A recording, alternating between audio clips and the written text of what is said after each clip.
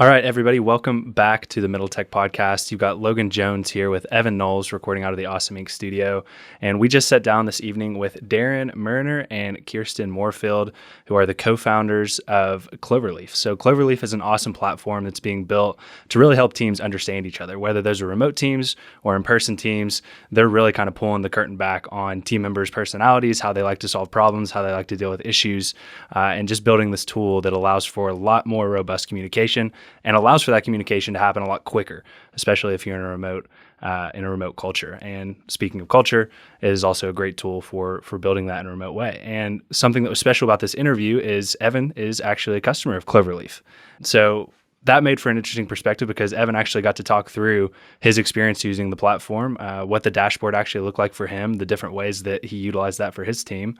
And it just led to an all-around really fun conversation. These two founders are founders that have been in the ecosystem for a long time. We've been wanting to get them on since season 4, and we're glad we finally got to sit down with them. So, Evan, what did you think of that interview? I thought it was great. They're both brilliant founders. They both have different backgrounds, which I think is important. That's something we talk about is different perspectives, different thought patterns, and all that leads into culture, like Logan was saying. And as he said, I'm a customer. I think building culture is essential, especially early in a startup, and I've used their product and it's helped.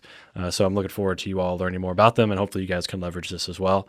And just maybe not leverage the platform, but just learn about, why it's important to understand more about yourself and your teammates and what that can lead to as far as productivity, success, and just overall happiness in the workplace. I think one thing that Kirsten hit on several times is you should be very proud of the work you do. And if you're not, that's a really hard place to be in. And the more you understand about yourself and your teammates, the more you can be proud of where you work and improve the place you work. So I think this is a great conversation for everybody to learn from. Yeah, and one of the other major themes that we hit on throughout this interview is the differences in raising capital out on the coast and raising capital here in Middle America. So both Cloverleaf and Evan have those experiences raising in those different ecosystems. And I think if you're somebody that's in this ecosystem, whether you've struggled with raising capital here or whether you're a capital allocator, whether you're a VC or one of those entities that helps attract capital to this area, this will be a very relevant conversation for you. So before we dive in, like we always do, we want to get a quick word from our sponsors who just so happen to be trying to solve those capital allocation problems. Middle Tech is presented by KY Innovation, the Kentucky Cabinet for Economic Development's entrepreneurship and innovation partner. KY Innovation exists to support and develop Kentucky's startup ecosystem, and we are proud to work alongside an organization whose mission aligns so closely with ours. If you're a founder building in Kentucky, you need to check out the resources that KY Innovation has to offer. You can find more information at kyinnovation.com. We are also sponsored by Render Capital. The team at Render Capital is bringing much needed early stage capital to this region, and they've recently just released their 2021 year in review. In that year in review, they detail some of the work they've done, including investing over $2 million in local startups. So if you're interested in learning more about that, you can download that year in review at render.capital. Our next sponsor is the Johnson Law Group and Brandon Johnson. Brandon represents my startup, and I've had great experience with him and works with companies from inception to billion-dollar valuations. Whether you are trying to formalize a side hustle or bring new technology to market, the Johnson Law Group is willing to help by offering a free 30-minute consult. Schedule yours today at thejohnsonlawgroup.com and tell him that we sent you. All right, everybody, we are sitting here with Darrin Murriner and Kirsten Moorefield. So Darrin is the co-founder and CEO of Cloverleaf. Kirsten is the co-founder and COO. They are a company based up in Covington, Kentucky. They're building an awesome platform for helping teams communicate better and understand their communication styles. So guys, thank you so much for joining us. We're pumped to have you. Thanks for having us. Stoked to be here. Absolutely. Well, let's go ahead and just start by diving into some brief backgrounds here. So just real quick, we'll start with Kirsten here. If you guys just want to give us a background of where you grew up, where you went to school, and then a brief professional background, we'll start there. Sure. So I grew up in Cincinnati, Ohio, and when I was 18, I wanted to get out of here. It's gray skies all winter long and kind of miserable. So I went down to North Carolina, UNC Greensboro for college, and I studied sociology, particularly global social problems. How did we get to the economic arrangement of the world we're in today? Darrin doesn't like when I say this, but I realized through that, business has made some places poor and some places rich. It can be good, it can be bad. So I decided to go into business at that point. But yeah, so I had just studied sociology though. So how was I going to start a business? Like I couldn't start one, I felt in my mind at that point. So I went and I worked for one. And it was this small, I don't know, at the time I joined, I was number 13 on the team. It was a video production company. It was the first to market with stick figure explainer videos. So they kind of exploded. Google was their first client. They charged like tens of thousands of dollars for something that really cost them a couple hundred to make. Like it was kind of insane.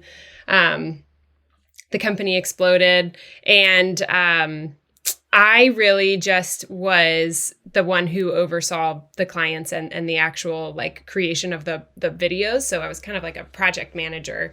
And then Darrin Murriner, that's where we met. So give your history and how you got to that point. Yeah, well, out of the two of us, I have the Kentucky connection. So I actually grew up in Berea and went to the University of Kentucky. I remember, I think I was 11 or 12. I still remember the smell of the carpet in my house from when Christian Laettner hit the shot against Duke. And, I was a kid and I just was in tears, like it was Scarred. the most devastating thing ever. And from that point forward, that was the only college choice in my mind. So I'm sorry if you guys are University of Louisville fans or if there are University of Louisville fans out there in the audience. So I am the Kentucky connection. Have always been interested in business. So when Kirsten said that, if you want to do a podcast just focused on the movie The Founder with Ray Kroc, that's really what spurred this whole conversation. Count us in. We will disagree so hard. and it is like you literally could do an entire series on that movie. It's amazing. So business background, I've always I subscribed to Business Week when I was in high school. Yes, I'm that kind of nerd. And just, I sold pens and pencils when I was in elementary school to buy the first Nintendo, the original NES. So, that was really kind of the start of my entrepreneurial journey, as I like to call it. So a little bit different than Kirsten's background. I think she kind of came to the dark side a little later in life. So. No, it's not the dark side. I just realized that's how you can really change the world, Exactly. Well, exactly. We're excited to dive into how you guys are changing the world. So let's start by telling us a little bit about Cloverleaf's origin story and why you guys care enough about the problem that you're solving to go out and start a company around it. Yeah. So Kirsten mentioned we met each other at this video agency. I had 15 years of corporate experience before my experience there, and I would have said I was probably on the better end of the management spectrum, and I understood like how to put people in the right roles, and I could identify talent and position people in the right way. But it really wasn't until we were in this agency where we kind of had the same production process for every single video that the difference in success or failure of these video projects really depended on the combinations of people that we put on those teams and how we equipped those people to be effective. And it really kind of opened my eyes in a different way, right, to the value of how people work together and, these kind of subtle, unknown, below the surface kind of behavioral cues that have a significant impact in how work gets done, right, and the effectiveness of that work. And, we saw people thrive in that environment and we saw people not thrive in that environment. And it really just prompted a conversation. Go ahead, Kirsten. Well, yeah, one of the I think helpful examples is, like I said, I was managing like the whole production of the thing, right? And there was this one illustrator that when you put him with a certain creative director, like you would cry when you watched the movie. It should win a Grammy, like it was just amazing, right? And you took that same designer and you put him with a different creative director, and it actually ultimately ended up getting him fired because they just couldn't work together. And it was like, wow, this has nothing to do with skill set. This has everything to do with what these people are believing about each other and how they cannot figure out how to work together, or about how they can figure out how to thrive really well together. So that really prompted a conversation about how can we bring technology to that space, right? It just seems like it was kind of the last frontier, right? There's 8,000 different project management tools in the market. There's, I think 8,000, Slack wannabes out there as well too. So like channels to communicate and tools to get work done seems endless, but like no one was really tackling this kind of like behavioral aspect. And it was a big enough challenge. And we felt like, again, business for good. How can we equip people and how can we expose kind of that hidden layer that sits below the surface that really makes the difference between a great work experience and leaving fulfilled at the end of the day and feeling like you did a job well done, and being at a dead end job, right? Where it's literally, the term soul sucking, I think, is used a lot. Work shouldn't be that way, right? Like it should be something that you actually draw energy from, not the thing that you give all of your energy to, and then the scraps are left over at the end of the day for your family or your friends or, your community. So that's really what kind of spurred us to say, hey, we think we can create some technology here to really help people thrive in the work that they're doing. Yeah, love that. And before we get too detailed into the problem you guys are solving and the way you guys are doing it with your platform, give us an idea of the stage of business you're in. How big is the team? How far along are you guys? Give us a sense of size and progress. Yeah, so I would say we're at a Series A stage. We're actually in the process of raising, a Series A/A plus, depending on what you want to call it these days. We have 22 full-time employees, 8 if you include part-time. And we have just under 1 million users, which is just kind of crazy to think about. We actually probably will cross that threshold in March. So I'm sure we'll put some press releases out and stuff on that. So, really the last 2 years has been a roller coaster in a really good way, really fun way. And we've had, 4x growth the last 2 years and are anticipating another 3x for this year. So, yeah. Very exciting. And I'm one of those users, and so are my teammates at my startup, Simba. And so we came to learn about you guys through a consulting agency that was part of one of our awards that we had won and came with that program. And I love the product. I think it's helped us a lot. So I want to dive in here. And as we talk about the product, I can give my own thoughts as we talk through the benefits of it. But right off the bat, it's all around building healthy culture by understanding your teammates and learning more about them and understanding how to communicate with them and what motivates them and things of that nature. But from your all's perspective, all this leads into culture. So what is some of the key pillars of culture in your all's mind, just to start off this conversation? There's two main facets from all the work that I've done, and they're super academic terms, so bear with me. The first one is cognitive diversity, which basically means like the way that people think is different. And so, two people see a problem and they see it very different ways. They have different ideas of how to solve it, basically. And the other one is psychological safety, which means it is accepted for people to disagree, basically. Like you're not going to be judged as being difficult or,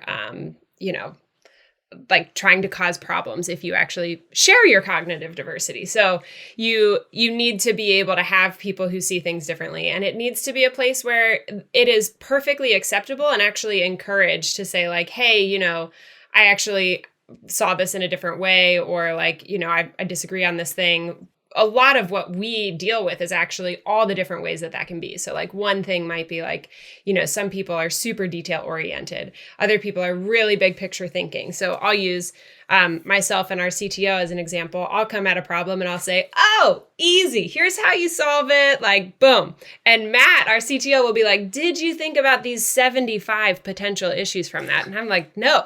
I didn't. And you know what? I'm really tired. I'm going to need a nap now that you just brought all that up. And that can usually lead to problems, right? Like if I didn't know what I knew, like I might think he doesn't trust me or he thinks I'm incompetent, right? And he might think the same thing about me. But because we know what we know, we actually appreciate those differences inside of each other and can use that for our good. Got it. Yeah. See, what I noticed was when I took this test, me and my teammates, I learned a lot about them. I learned that I thought I was most similar to one of my teammates. I turned out to be the most dissimilar to them. Yeah. And, learning those kind of things and understanding how to communicate with them is so important. And I agree with you that diversity and thought and the way you think and the way you communicate is so important, because if you have the same of a lot of thoughts in a company, you can't innovate. That leads to innovation. And how does coaching play into this? So what I love about the product as well is you guys are trying to automate the coaching process. I love the emails I get that take the information that I've put into Cloverleaf and then suggest ways to talk to my team or suggest ways to be thinking introspectively about how I manage. How do you guys incorporate coaching into this, and what's the importance of coaching? Yeah, great question. So, I mean, I think there's a lot of ways, and companies make a lot of investments in a lot of different tools for development. I think the most common or the most simple way is like, online learning, e-learning, right? Just have a bunch of courses, you consume information. The nice thing about coaching, and whether it's done with a human and it's one-to-one, or it's, in a group environment, or it's automated, right, in the way that we're doing it, is really you have someone that comes alongside you, right? It's kind of like that trusted, we use terms like Sherpa, right? Or Sage. Those are terms that, really kind of create this imagery or emotion around having somebody that is wiser and can walk alongside you and point out these things that are either hidden to you, either about your own blind spots or areas where maybe you just don't see the whole picture. And that's really what we're doing for behavior. One of the things that we said early on in terms of our origin story was exposing this kind of hidden layer of behavior that sits below the surface. And when we talk about automated coaching, that's exactly what we do, right? We're right there alongside you and the tools that you use every day to really expose those things that you couldn't have known. One of the big use cases for our product that we never really saw, and we don't, if you go out and look at our website, there's nothing on there that really advertises this as a use case, but it's onboarding. And the idea there is like, hey, you're a new manager, or maybe you just got added to this new team. Sometimes it can take months or even years to understand some of these idiosyncrasies of how people work. Simple example, like we have an awesome board member, and all of his emails are like a single sentence. And we're kind of laughing about this at the most recent board meeting, because if you just saw that, you're kind of like, you could draw a lot of conclusions about who Kevin is and how he operates, right? And the reality is it's just how he processes information, and it's how he communicates, and it speaks to his desire for efficiency and, get straight to the point and drawing towards conclusions. And putting language to that and giving that kind of information early in an employee or a team member's life cycle in a team or at a company is huge towards helping them feel known, helping them know the people that they're working with, and really avoid pitfalls and kind of, traps that people, I think, fall into with misunderstandings and ultimately leads to conflict or poor performance. Kind of what I'm getting out of this is how nice it would be to just have the curtain pulled back on my own psyche without having to be like vulnerable, I guess, with my team, or having to go through all the iterations of, working with somebody before finally understanding how they like to work. It's like just right at the front, you take this test, your guys' software is able to help people have that understanding right at the forefront. And then it's almost like having a really solid foundation to build from, to build a team on top of. Hey, I'm all for vulnerability. I just think you can, Absolutely. I hope we help get people there faster. Absolutely. That's a great way to put it. I'm curious if you guys had to pick like one insight that Cloverleaf gives for a team, which one would you pick as like one of the most essential for team building and building culture? Yeah, I think really it's that trust component. We have a phrase that we use, and I think this is kind of borne out in our own culture, and it's that everyone has value, right? Mm-hmm. And I think we come from a place, and I think you experience that in the product, is that, we're coming from this place that everyone has value, and what we want to do is expose that unique value to the other people on the team. And when that is known, right, people get to a level of trust.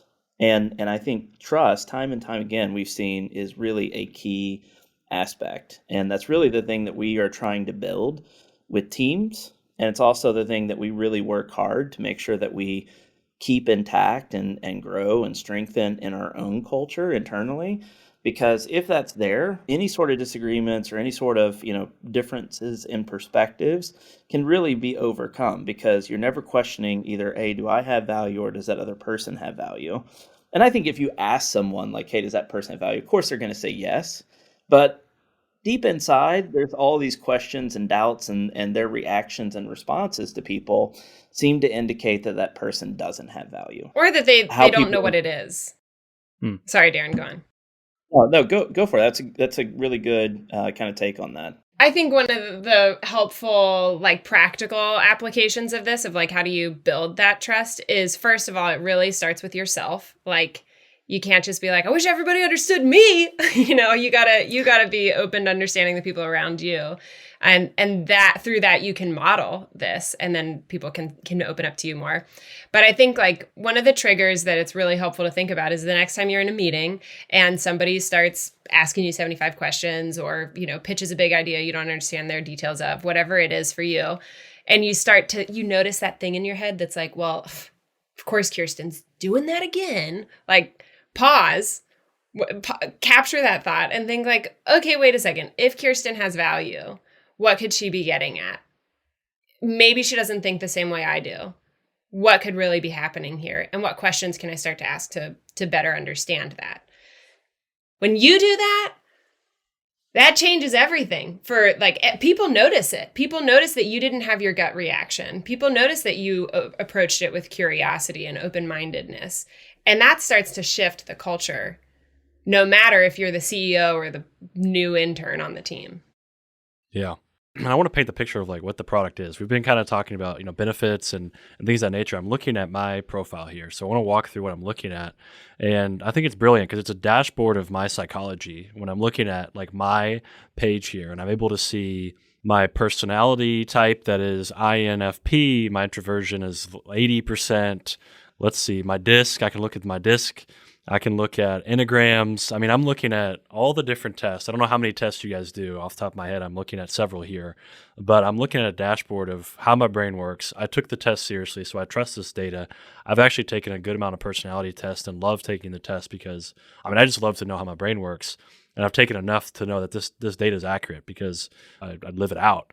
The introversion piece hits me, and people are probably wondering, why is this guy a co-host of a podcast if he's that introverted? But it's just interesting to learn about yourself. And this is a dashboard that just shows numbers, it shows colors, it shows graphs. And I haven't had an experience with a product like this before. And when you put it in the context with your team, you can compare yourself to your team and see sliding scales next to your teammates. It's just a wonderful product. So I was trying to paint that picture for those listening of what this product looks like. So how did you all decide, what tests to include in this dashboard? How did you all vet that? Is there tests that are, clinically known to be very accurate versus some that aren't? How did you guys decide what goes into this dashboard? A couple different things. One, so I think you did a fantastic job painting the picture of what that dashboard looks like. I think the other really important element to note is that it's not just about numbers and letters. And I think one of the biggest drawbacks of kind of personality assessments up to this point is you kind of have to be an expert in that language and that nomenclature.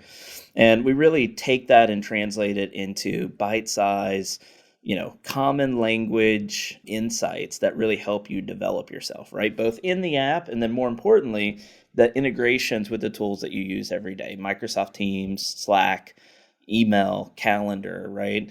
To really help you be effective in a language that everyone can understand. It's positive focused, it's action oriented, right?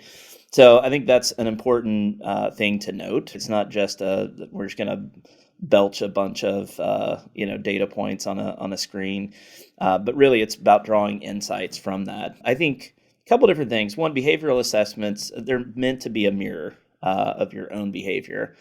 And none of them are 100% accurate, right? Every single one has validity and reliability studies that are done on them on a regular basis. And that's a really important element of why we chose the assessments that are on the platform. But the other piece is that they're common and they're known, right? Enneagram is super hot. Go do a search on any sort of podcasting platform on Enneagram. And it seems endless. Instagram is just blowing up with Enneagram. So, part of it is really tapping into what's the culture? What are they using?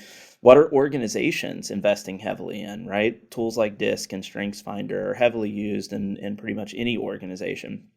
So we do want to tap into where companies have invested heavily in those tools in the past and really give them a way to capitalize on that investment over the entire employee life cycle, not just a single use situation where, they're buying it at a point in time for leadership development or for some sort of new manager training, but it can be used across an entire employee's life cycle. And that's really what we want to try to do with the technology. Yeah, for sure.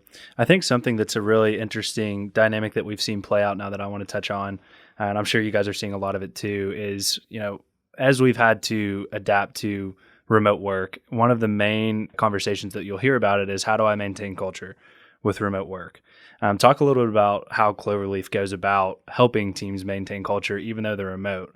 I know there's all sorts of things that are going to play into that, but I think the tool that you guys are providing is taking a lot of the steps that need to be taken in order to maintain culture when the only communication you can have is through a screen. Yeah. One of the things that is really interesting about remote is, studies show that when you are working just in a fully remote or distributed environment, that you're generally only interacting when you need something, right? Your interactions become very transactional in nature, and it doesn't warrant, or it doesn't create this environment. The term water cooler is used a lot to kind of represent those informal communications that are happening between team members, that aren't transactional. And you have to be really intentional to create that. And I think that's one of the great things. I mean, if you're working fully remote, you have to work in digital tools, right? That's how you can collaborate. It's how you communicate. So being in those tools and creating these moments to stop and pause and say, how can we be human in this context, right? And to say like, hey, it isn't just about did they get X, Y, and Z done, but it's about how we're doing that, and it's about personal growth, right? I mean, we're watching what people have termed the Great Resignation right now. A big part of that is because that relational culture, or that relational fabric that existed previously that kept people connected to a culture and to an organization isn't there anymore. And so I think Cloverleaf can be a huge part of really kind of rebuilding that relational fabric that isn't there if you're not physically in the same space, right? Yeah. Kirsten, do you have anything to add to that? I mean, I would just go back to, cognitive diversity and psychological safety. Like, you join a group Zoom meeting, one person can talk at a time. So different than like you walk into a room that's about to have a large group meeting and you can have side conversations with 4 people before it starts, right? Like you just don't have the opportunities to understand those idiosyncrasies, those interesting tidbits about the people you work with, right? And so you don't have as many opportunities to see, oh, this person is really good at strategy, or this person is really good at the fine details. And so like Cloverleaf just helps you understand those things. And really, you don't have any other opportunity other than like, let me sit you down and interview you for an hour with a bunch of questions that I would have to make up, right? Yeah. And I think one of the things that's also lost in remote culture is the nonverbal communication that you can pick up on when you're in person. But you guys are almost allowing that to be replaced by, having employees already have these insights on each other and then providing those. It's almost a better replacement than being in person, because a lot of people, it's still hard to pick up on nonverbals and body language. But when it's just through a screen, you're kind of hopeless. So I think that's also a huge strength of what you guys are building as well. To kind of shift gears here, would love to talk about your guys' fundraising journey as a company that's being built here in this region of the United States. So you mentioned there that you're kind of in the Series A plus round, whatever you want to call it. Talk a little bit about the fundraising journey for you guys and any challenges you guys have had or any good experiences you guys have had. Yeah, it's been a wild ride, right? I mean, I think there's a lot of funds who I think will, and they'll back it up as well. It's not all talk, but really looking at what they would consider underserved geographies.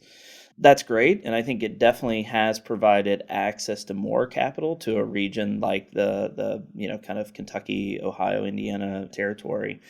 The fact remains, though, that there's just not a lot of funds Mm-hmm. especially when you get to that like A, B, C level, right? Like you really need to go to those coastal territories to access those funds. I do think COVID actually has been somewhat helpful for that, because it's conditioned people to be okay building that entire kind of fundraising relationship across Zoom.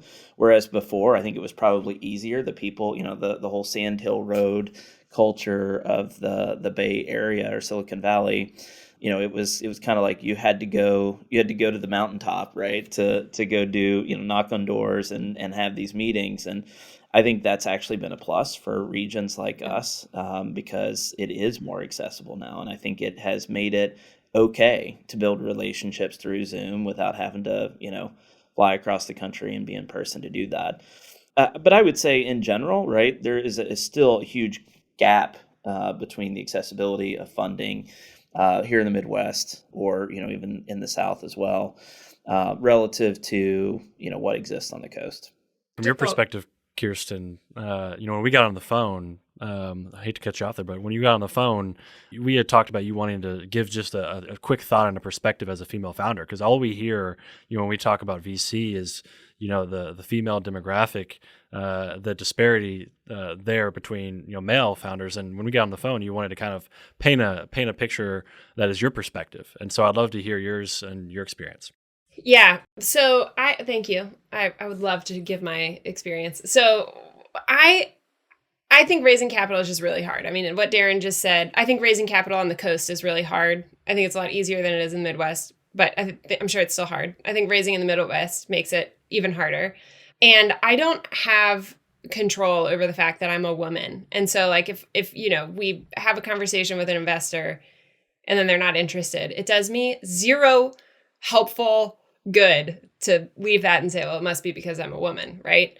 And I do, you can't deny the statistics. 2% of maybe it's 2.2% today, of venture capital goes to female-only founded businesses. And I think like 18% goes to male and female co-founded businesses. And then the other 80% is to male-only co-founded businesses. But like, So yeah, that's not looking good. But how many women are pitching? How many women are going for it? And I'm not saying it's probably even. I believe in unconscious bias. I do think it's still a problem. But my grandmas could never have pitched a venture capitalist. And so I prefer to take like the Dumb and Dumber approach. Like, you're saying there's a chance. I'm going to go for it. And I just think like, I think it's a shame for any woman to not go for it because of the statistics. I think we should look at them. I think we should take it serious. I appreciate that it is being taken seriously. But I think women who are sitting on the sidelines, who hear stories and just think, man, I want to do something. Like, I want to start that business. I want to go for it.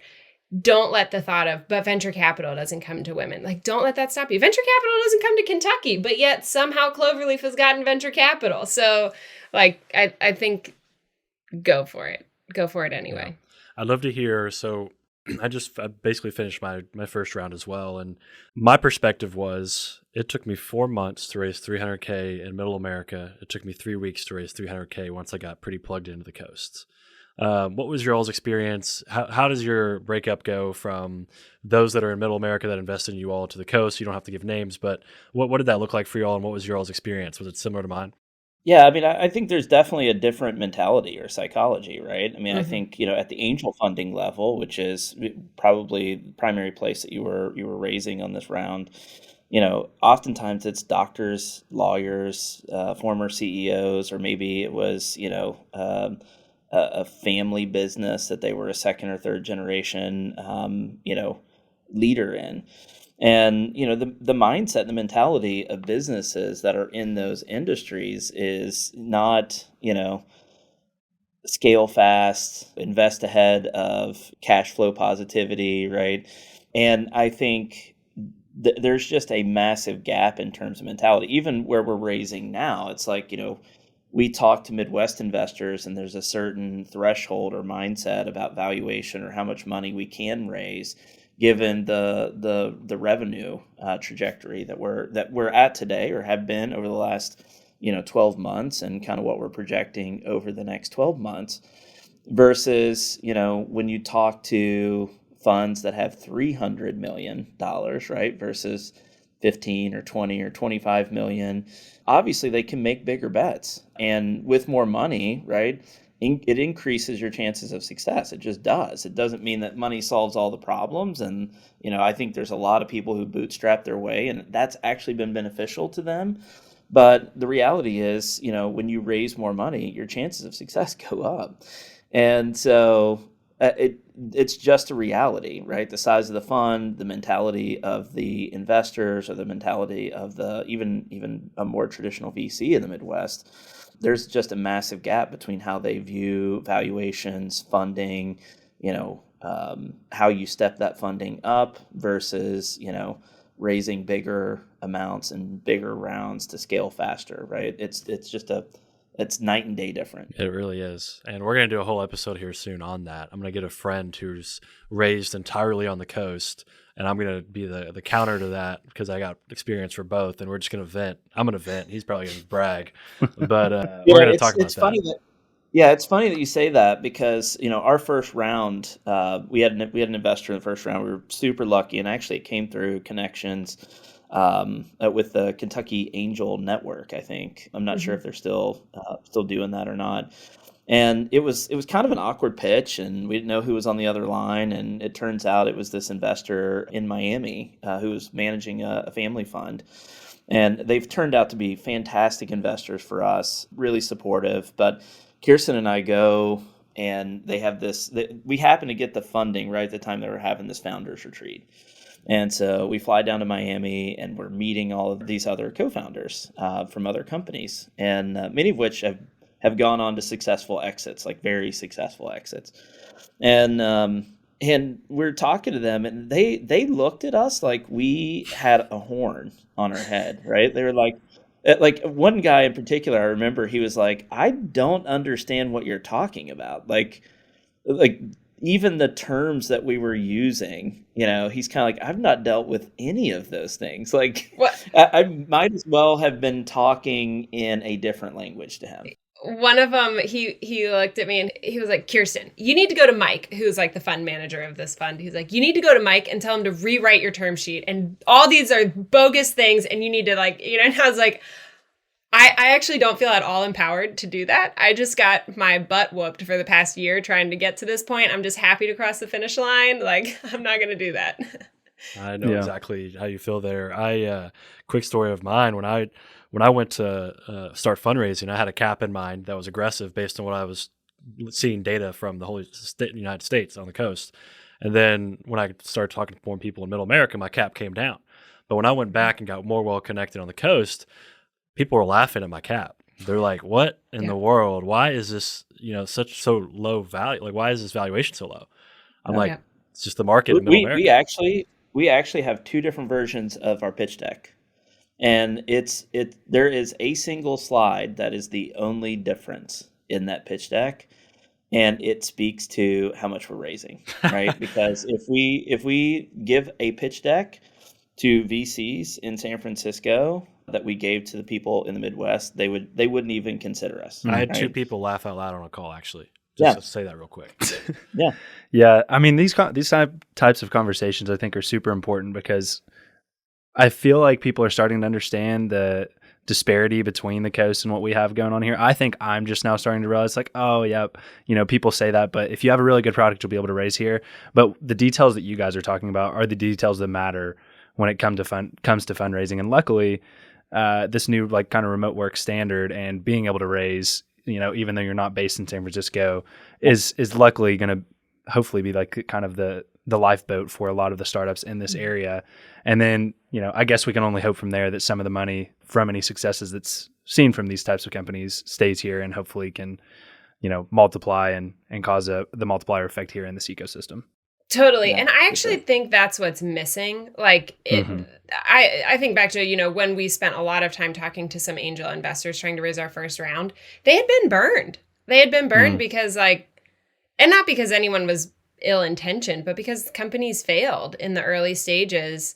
And I think a lot of that is because we do have an immature ecosystem. Like, we don't have a plethora of lawyers and accountants who understand how to do what we're doing. We don't have product managers who've done this at other companies. Like, we got like really different business models around here that can't provide the mentorship, like all of that kind of stuff, which again is another good thing about the world going remote, though, is that I now have mentors all over, and people are very open to taking LinkedIn messages and networking beyond just in person. Yeah, absolutely. Well, let's transition this more to be kind of talking about this region, this particular startup ecosystem. So I've noticed you guys are very involved with Awesome Inc. I've seen you guys at some of the retreats that they put on. Would love to just hear about what your all's experience has been dealing with the community aspect of the startup ecosystem. Talk about what this ecosystem is doing well in that regard, and maybe what they can improve upon as well.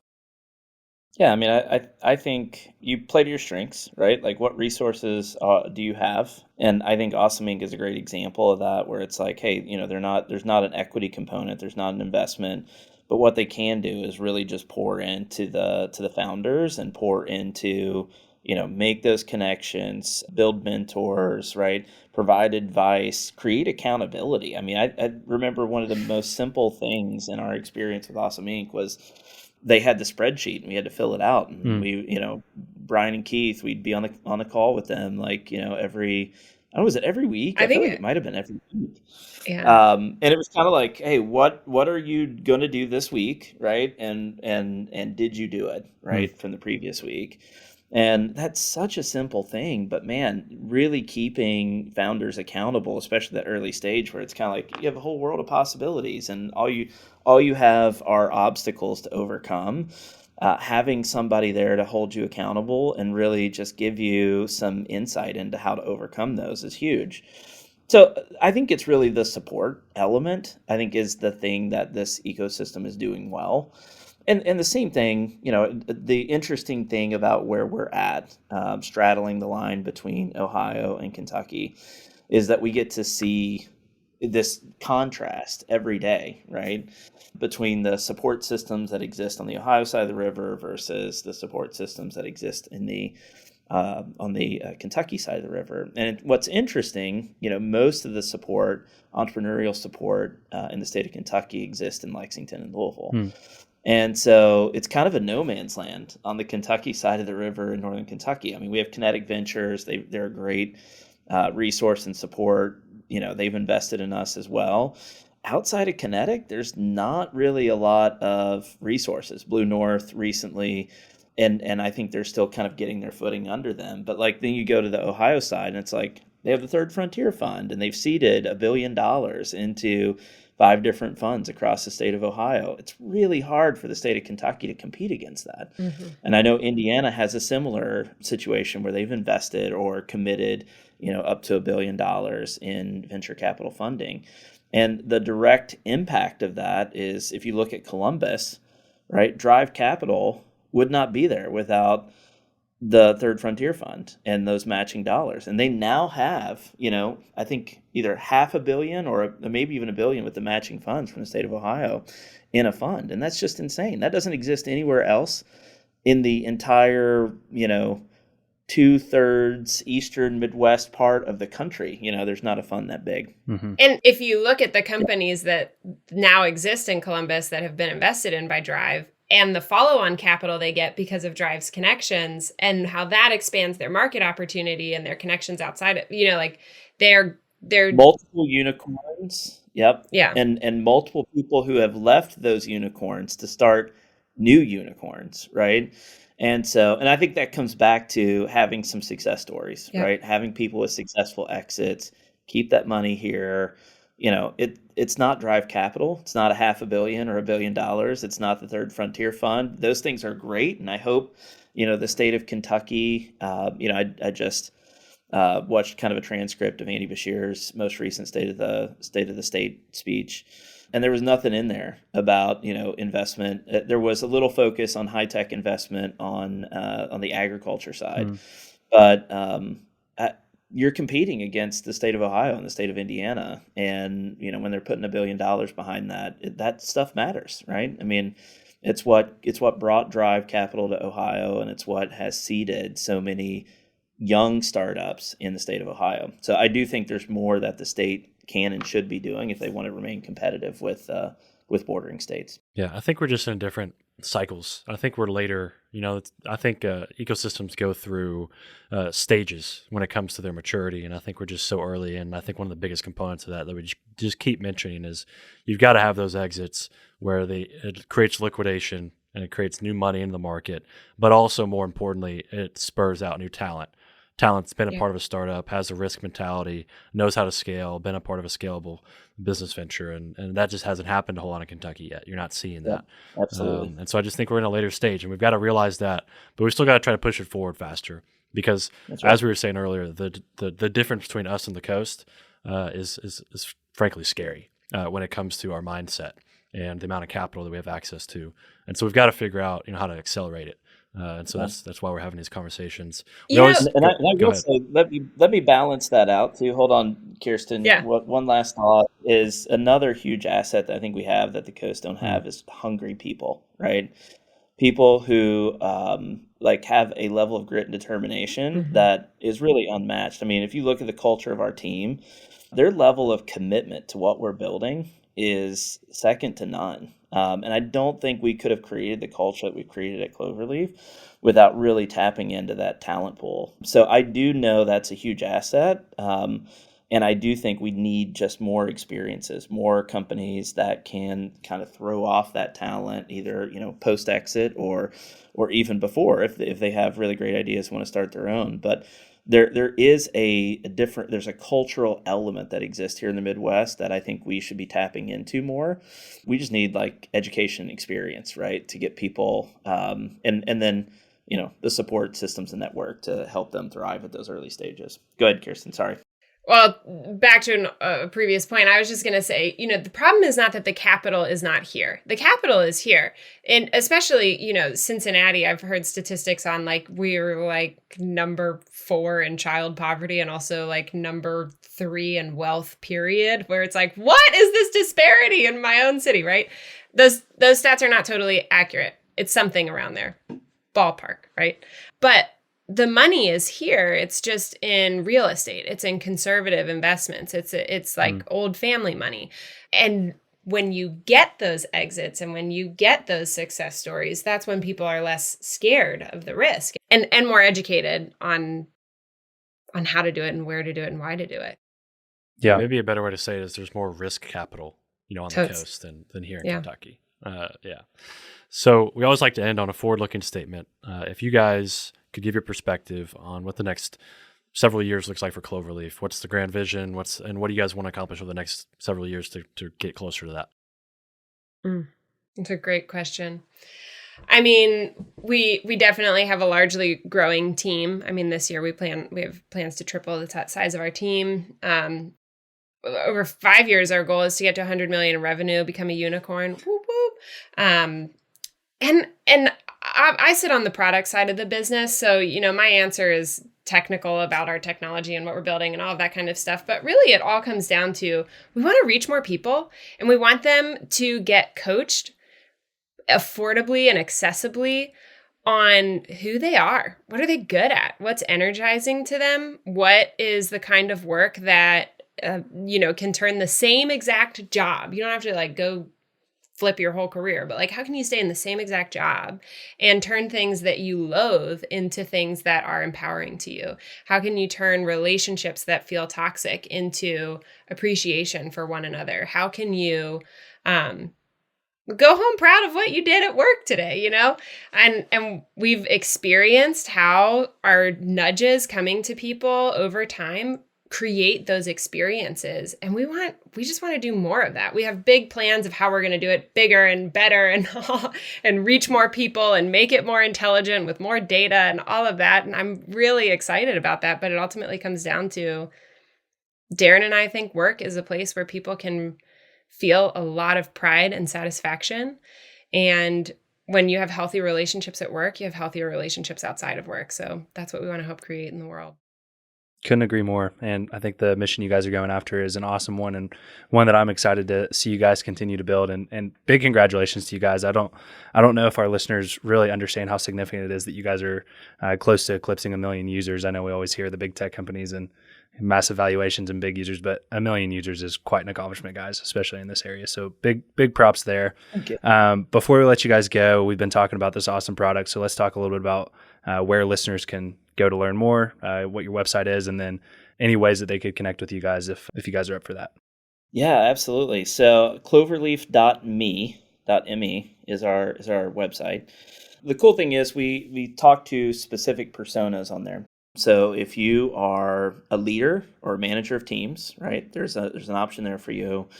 If you are an enterprise leader, right, someone in learning and development, or maybe in a senior leadership position, HR, there's a path for you. And then the other is for coaches, right? Because the other thing is we're automated coaching and the tools that you use every day, but we also really empower and support coaches, one-on-one coaching, people who are building a coaching practice and business to help them, grow their business, sustain the work that they're doing with their clients. So choose one of those personas and then follow that path. One cool thing that we've been doing a lot of work around is, really focused on kind of the product-led growth area of our business. And what we have recently started is a 14-day trial, right? Super easy to get started. You still have access to some features and capabilities once that trial period ends. But, obviously we're trying to, demonstrate the value of the product, and hopefully, you find enough value in that to continue it with a paid subscription. But I think it's a really good way to try the product out and experience that for yourself. And there are links throughout the site to allow you to do that. I'll also plug here, we've got a lot of good action happening on TikTok right now at Cloverleaf Me. We also have LinkedIn, Twitter. We're pretty active on Instagram as well at Cloverleaf Me. Awesome. TikTok, underrated right now. We're getting some good progress and conversion off TikTok too. Nobody's using it. And Crazy. It's really fun too. Yeah, it is. That's awesome. Well, if you're listening, definitely go and check those out. Awesome product, Cloverleaf. So thank you guys so much for joining us. We're excited to get this one out to our listeners and excited to watch you guys continue to grow. Thanks so much for joining. Awesome.